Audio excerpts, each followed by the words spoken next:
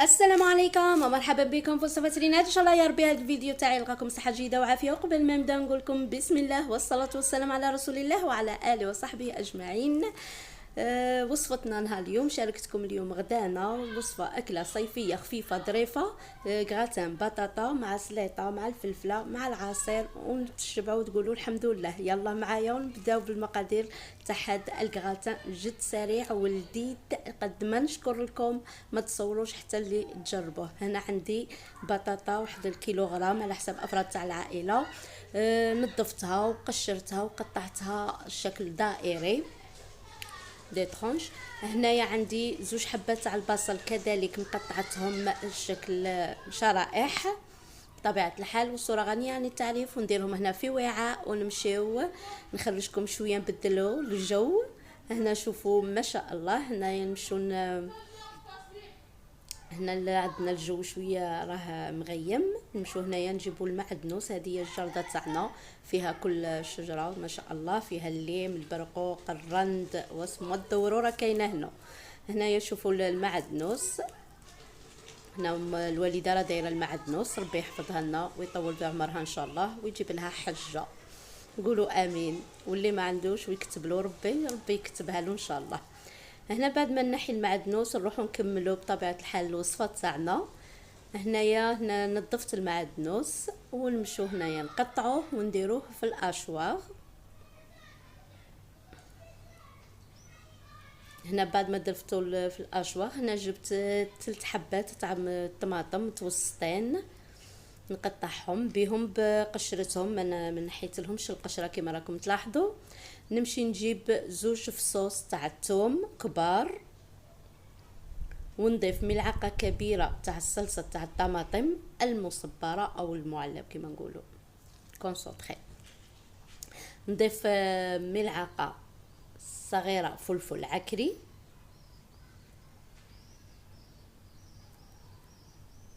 نضيف ملعقه صغيره فلفل اسود، ملعقه صغيره زنجبيل، ملعقه صغيره هنايا ضفت لكم ملعقه ونصف صغيره تاع التتبيله خاصه بلي غراتان. هنايا درت ملعقه صغيره زنجبيل، نضيف الملح.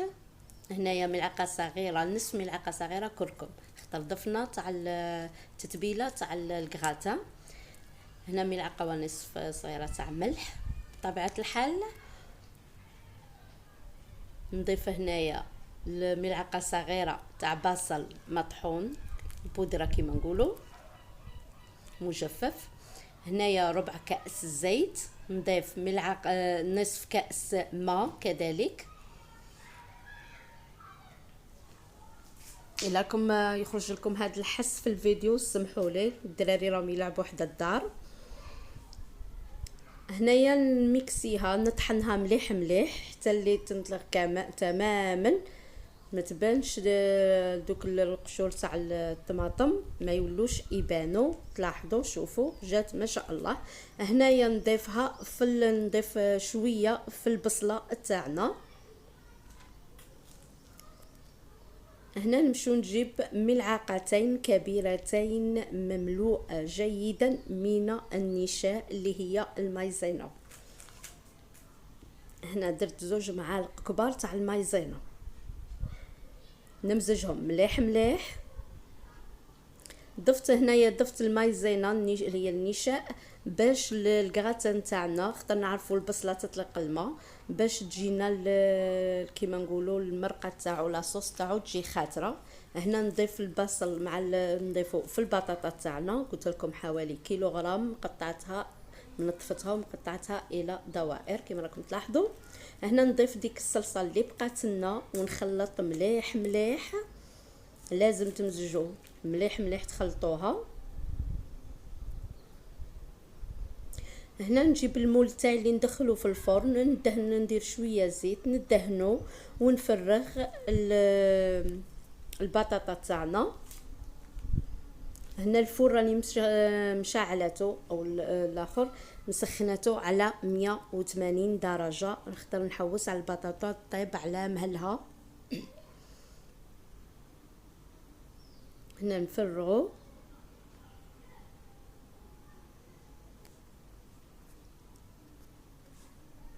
ما نسري كامل هاد البطاطا تاعنا، نمشي نجيب البابي كويسون ونغطسو في الماء ونشمخو.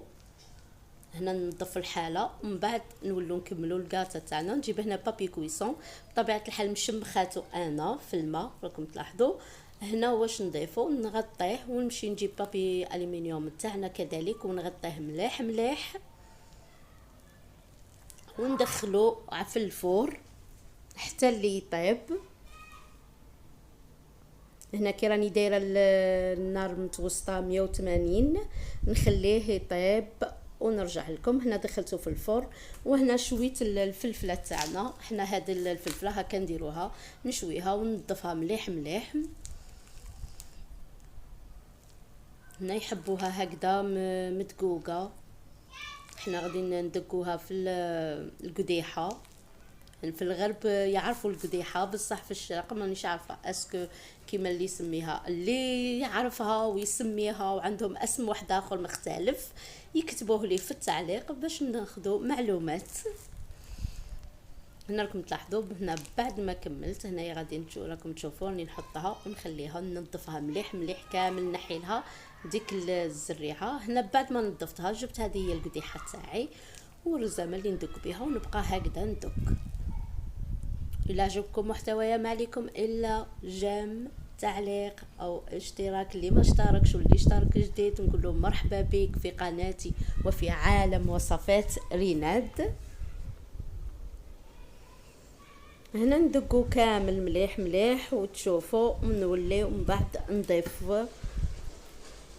هنا بعد ما خلصتو هنا نضيف له شويه زيت الزيتون والملح. بطبيعه الحال هادو هما المكونات اللي نضيفوهم في هاد الفلفله تاعنا.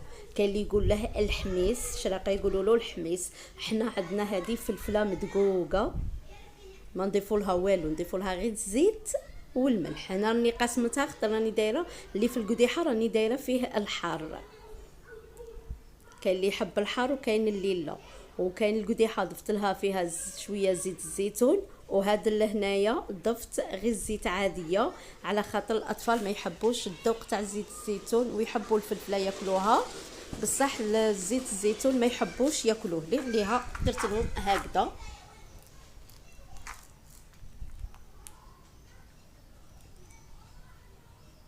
وهنا نقسمو نحطو في الاطباق التقديم ومن بعد نروحو نشوفو الكغاتا تاعنا بعد ما طاب.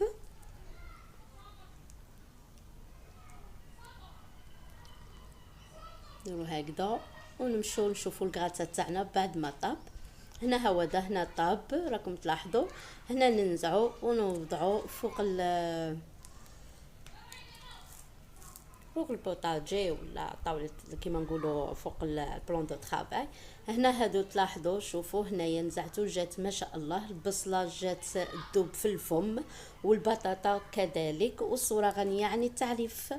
لازمنا تجربوا هاد الكغاتا الا عجبكم ان شاء الله ربي خاطر هو ما شاء الله ولذيذ بزاف بزاف.